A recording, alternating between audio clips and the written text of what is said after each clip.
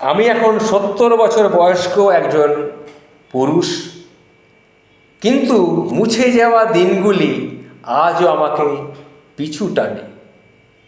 সেই মুছে দেওয়া দিনগুলি কীরকম ছিল একটু আপনাদের সামনে বলছি।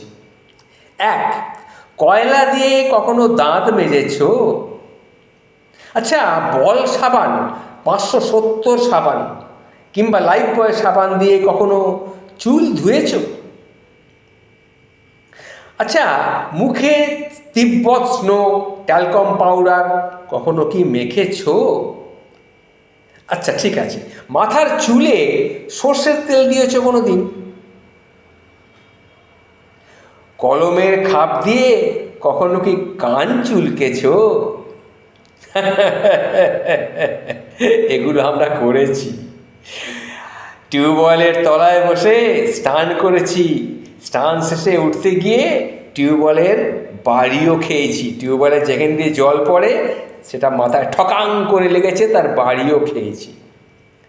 এছাড়া স্পঞ্জের স্যান্ডেলের ফিতা ল্যাম্পের আলোয় গলিয়ে আবার জুড়েছি, এটাও ছোটোবেলায় করেছি।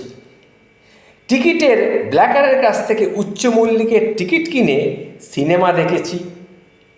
জাম্বুরা দিয়ে ফুটবল খেলেছি, হ্যারিকেন দিয়ে লেখাপড়া করেছি,